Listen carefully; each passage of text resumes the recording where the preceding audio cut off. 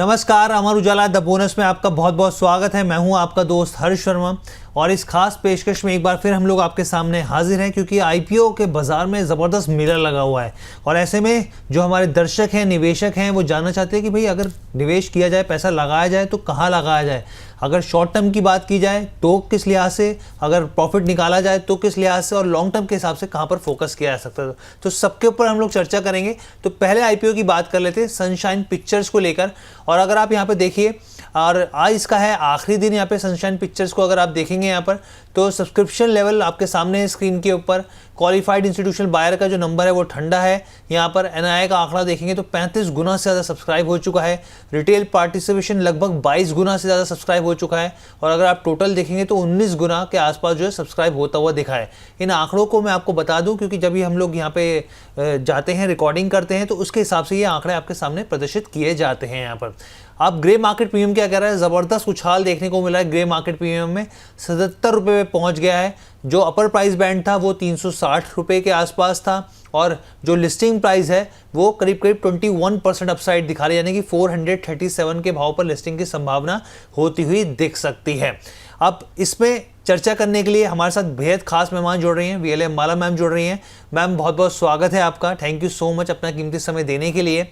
और मैम मेरा सवाल यहाँ पे ये रहेगा, क्योंकि सनशाइन पिक्चर्स की हम लोग बात करें तो 2007 में जो है कंपनी स्टैब्लिश हुई थी। Film, television, web shows, music, digital origins में साफ तौर पे जो है कंपनी हम लोग जानते हैं सेक्टर से जुड़ी हुई है यहाँ पे। और कंपनी की जो पहली फिल्म थी वो फोर्स रही है, कमर्शियल सक्सेसफुल काफ़ी बड़ी रही थी यहाँ पर। कमांडो है, हॉलीडे है, द केरला स्टोरी है, ये तमाम नंबर्स जो है यहाँ पर कंपनी की तरफ से जो है वो पिक्चर्स जो है वो उनमें कंपनी ने जो है वो फीचर करते हुए दिखे, बनाते हुए वो दिखे हैं यहाँ पे। अब मैं आपसे समझना चाह रहा हूँ, क्योंकि मैम वेब सीरीज़ भी है, टीवी सीरीज़ भी हैं, कमर्शियल फिल्म्स भी कंपनी बनाती है यहाँ पे, और ख़ासतौर पे जो विपुल शाह हैं उनकी लीडरशिप में कंपनी आगे बढ़ रही है यहाँ पे सनशाइन पिक्चर्स।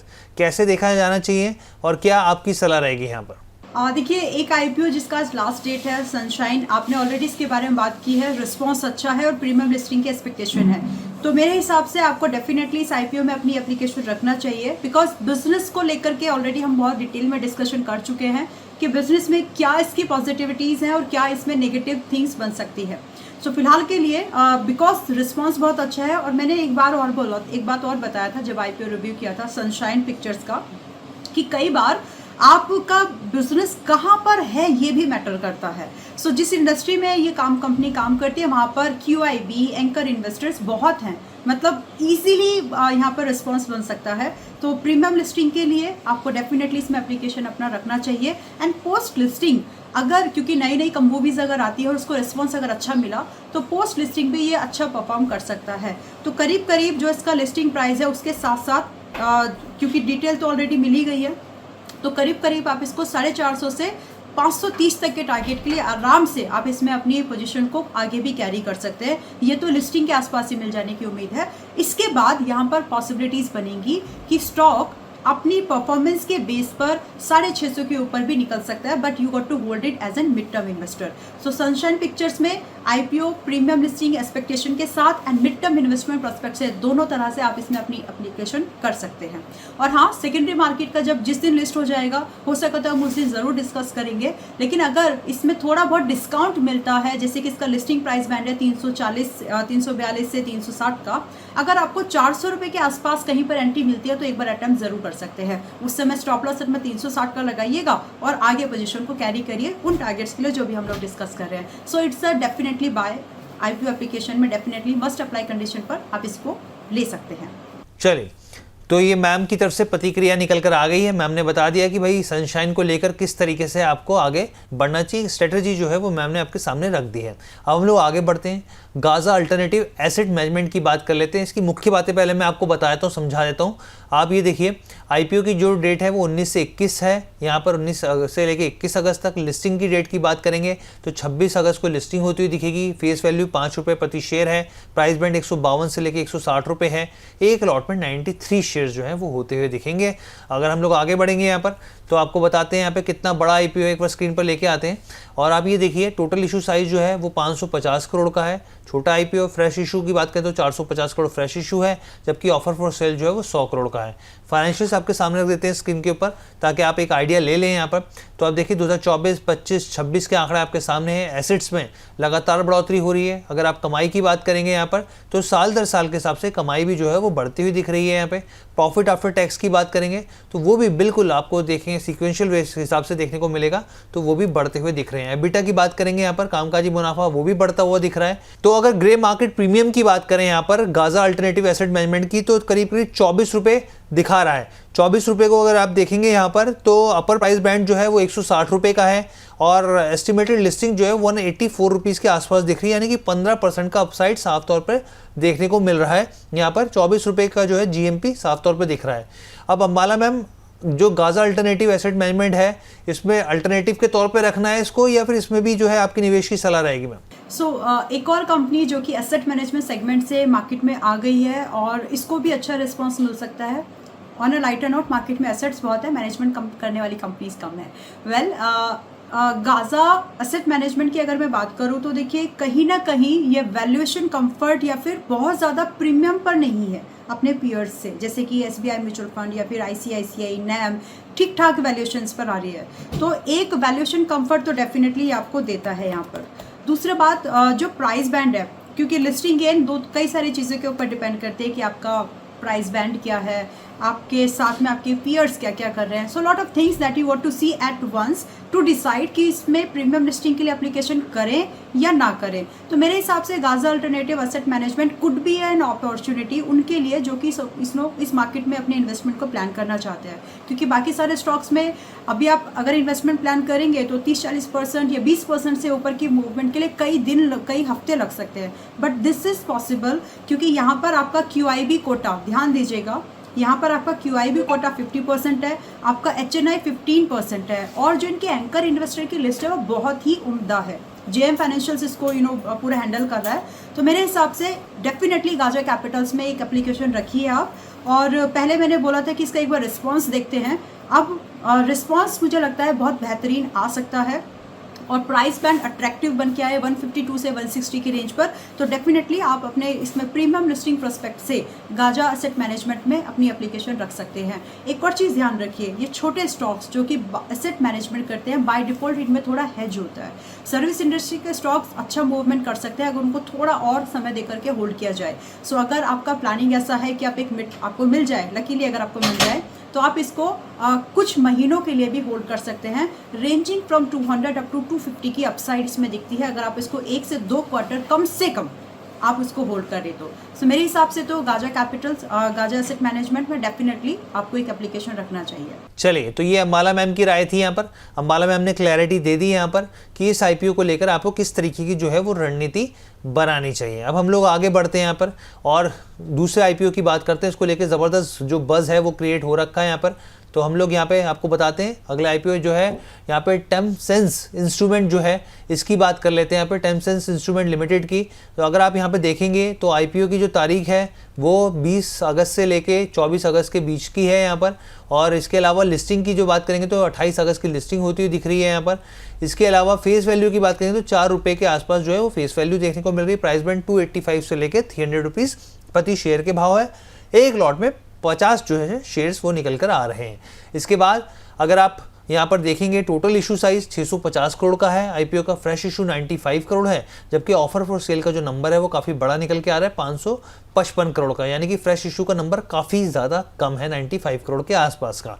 इसके बाद अगर आप देखेंगे यहाँ पे टेमसेंस इंस्ट्रूमेंट के फाइनेंशियल्स को देखेंगे तो एसेट 2024, 25, 26 में लगातार साल दर साल के हिसाब से और ख़ास तौर पर 24-25 के बीच में देखेंगे तो एक बड़ा जंप देखने को मिलेगा।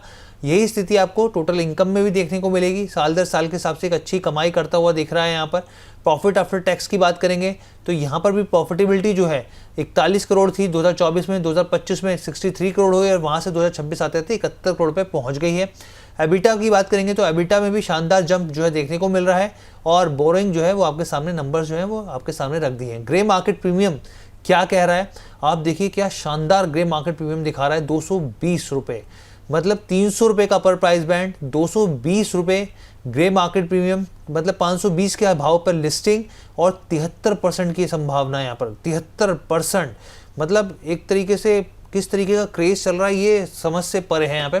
तो चलिए बिजनेस मॉडल के बारे में बात कर लेते हैं। यहाँ पे टेमसेंस इंस्ट्रूमेंट की बात करेंगे तो यहाँ पर आप देखिए इंडस्ट्रियल टेक्नोलॉजी कंपनी है, टेम्परेचर सेंसिंग, इलेक्ट्रिकल हीटिंग और स्पेशलाइज्ड केबल्स कंपनी बनाती है। खास तौर पे अगर आप देखेंगे तो petrochemical, glass, plastics, defence, energy और प्रोसेस इंडस्ट्रीज जो है इस पर कंपनी का फोकस है, वहाँ पर इस्तेमाल किए जाते हैं इसके प्रोडक्ट्स। उदयपुर में इसका कंपनी का जो है हेडक्वार्टर है। High temperature sensing, heating, cable solutions को इंटीग्रेटेड तरीके से मैन्युफैक्चरिंग इकोसिस्टम के तौर पर जो है कंपनी तैयार करती है। 3 बिजनेस वर्टिकल्स हैं। टेम्परेचर सेंसिंग जिसमें 44% रेवेन्यू आता है, स्पेशलाइज्ड केबल्स 34% आता है, इलेक्ट्रिकल हीटिंग 20% से ज़्यादा का यहाँ पर रेवेन्यू आता है। Bharat, Indonesia, UAE, south Korea, Germany और पोलैंड में जो है कंपनी का प्रेजेंस है। यहाँ पर 15 मैन्युफैक्चरिंग यूनिट है माफ़ कीजिएगा, भारत में 10 और विदेश में 5। और कस्टमर बेस भी देखेंगे तो आप देखिए 2024 में 2600 प्लस से ज़्यादा कस्टमर बेस था और अब करीब 4000 के आसपास जो है इसका कस्टमर बेस देखने को मिल रहा है। अंबाला मैम, इस आईपीओ को लेकर जिस तरीके का क्रेज देखने को मिल रहा है, क्या सही में ये वर्थ इट है? आपका क्या मानना है? देखिए, टेमसेंस इंस्ट्रूमेंट्स में जो सबसे ब्यूटीफुल बात है इसके लिए ये कि एक मैन्युफैक्चरिंग इंडस्ट्री की कंपनी है और उस इंडस्ट्री में ये अपनी सप्लाई देती है अलग अलग इंडस्ट्री में जो कोर सेक्टर से आते हैं, जैसे कि आपका स्टील, ऑयल एंड गैस। तो कहीं ना कहीं इसका जो प्रेजेंस है और जो इसकी इम्पोर्टेंस है वो इस इंडस्ट्री के लिए बहुत उम्दा तरीके से काम कर सकती है। और फिलहाल के लिए अगर आप कंपनी के, और इम्पॉर्टेंट बात क्या होती है कि जब आप एक ऐसे इंडस्ट्री में काम कर रहे होते हैं तो बहुत जल्दी किसी दूसरे एंट्रेंट को आसानी से एंट्री नहीं मिलती है। तो ये भी एक बहुत उम्दा फैक्टर निकलता है इन पर्टिकुलर कंपनीज के लिए, बिजनेस आगे हो पाएगा या नहीं हो पाएगा। बिकॉज एज ऑफ नाउ 24 के कंपैरिजन पे 26 तक की जो जर्नी है वो अच्छी है। As per the disclose data, assets जो आपने ऑलरेडी बताया 270 से सर्ज होकर 260 प्लस पहुंच गई है। फिर यहाँ पर अगर आप इसकी प्रॉफिटेबिलिटी देखें तो 40 से 70 पहुंच गई है। रिजर्व्स, बोरोइंग्स से कंसर्न है, बोरोइंग्स पर जरूर ध्यान दीजिए क्योंकि बोरोइंग्स का जो परसेंटेज है, अमाउंट कम है लेकिन परसेंटेज में वैसे ही बढ़ रहा है जैसे कि इसकी कंपनी की एसेट्स बढ़ रही है, लेकिन गैप बहुत है ना। तो कहाँ पर आपकी एसेट्स है 660 करोड़ की, आपकी टोटल बोरोइंग्स ऑलमोस्ट 78 करोड़ की है, तो सूदिंग कंडीशन है। लेकिन प्रॉफिट पर जो बोरोइंग है वो थोड़ा सा नेगेटिव कंसर्न है। मेरा कहने का मतलब यहाँ पर है कि कंपनी के जो फाइनेंशियल्स हैं अभी अच्छे हैं और जो क्लाइंट इंडस्ट्री है, जिस इंडस्ट्री के लिए ये काम करता है वो बहुत ही अमेजिंग है। इसमें डेफिनेटली आपको अपनी एप्लीकेशन इसके बिजनेस को समझते हुए लगाना चाहिए। हालांकि एक बात और बोलना चाहती हूँ, मतलब अगर मैं बोलूँ कि क्या ये और बेहतर आईपीओ या वैल्यूएशन कंफर्ट दे सकता था अगर इन्होंने प्राइस बैंड थोड़ा सा सूद रखा होता। कहने का मतलब अगर आप देखेंगे तो इन्होंने जो प्राइस बैंड रखा है 285-300, काश अगर ये 240 से 250 के आसपास तक की रेंज में रखते तो कस्टमर के पास जो आईपीओ एप्लीकेशन करे और थोड़ा उनको इंटरेस्ट आता था। हालांकि अभी भी इसमें जगह है और जो पास्ट रिकॉर्ड है तो डेफिनेटली वहाँ से एक उम्दा मूवमेंट एप्लीकेशन सब्सक्रिप्शन में भी हमको देखने के लिए मिल सकती है। सो ना सिर्फ एप्लीकेशन आप प्रीमियम लिस्टिंग के लिए करिए, मैन्युफैक्चरिंग इंडस्ट्री की जो कंपनीज के आईपीओ आते हैं उनमें आप एक मिड टर्म इन्वेस्टमेंट अपॉर्चुनिटी भी एनकैश करने की कोशिश कर सकते हैं। और रही बात कि और कौन से सूदिंग फैक्टर्स हो सकते हैं जो इस आईपीओ को आगे एज इसके लिए अच्छा काम कर सकते हैं। देखिए, QIB HNI, अगेन यहाँ पर भी अगर आप देखेंगे तो इन दोनों का कॉम्बिनेशन में QIB जा रहा है 50%, which is a very good thing, और आपका NII जा रहा है जो HNI कैटेगरी जिसको बोलते हैं वो आ रहा है 15%।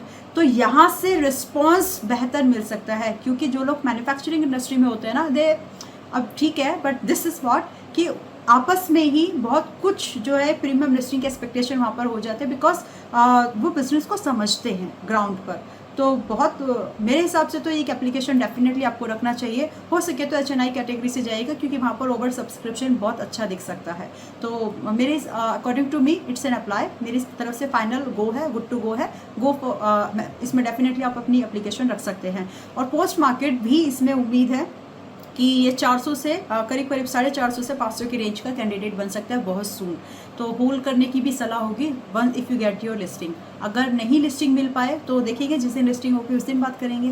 बाकी अच्छा काउंटर है, एप्लीकेशन करना चाहिए। अब इसके साथ मेरा डिस्क्लोजर देखिए, आज हमने 3 IPOs डिस्कस किए हैं। तीनों IPO में मैंने एप्लीकेशन की ही सलाह दी है। अगर आप प्रायोरिटी रैंकिंग देखें तो मेरे हिसाब से ये तीनों IPO जो आपने अभी बात की है, गाजा अल्टरनेटिव भी आपको प्रीमियम लिस्टिंग दे सकता है, सनशाइन भी एंड टेम्पसेंस भी। लेकिन अगर मुझे रैंकिंग करनी हो तो मैं टेम्पसेंस की पहले रैंक पर रखूंगी, गाजा अल्टरनेटिव एसेट मैनेजमेंट को दूसरे पर और सनशाइन को थर्ड पर, लेकिन प्रीमियम लिस्टिंग तीनों पर हो रही है। तो अगर आपके पास में लिमिटेड फंड्स है तो आप अपने हिसाब से डिसीजन ले, लेकिन तीनों IPO अपनी अपनी इंडस्ट्री में अपनी अपनी जगह पर परफेक्ट है। बट हम इनमें से किसी भी IPO पर मेरा पर्सनल कोई इन्वेस्टमेंट नहीं हो रहा है। I am not applying for any of this. So trading and investment both are subject to market risk. जो भी आप डिसीजन ले बहुत सोच समझ कर लीजिएगा।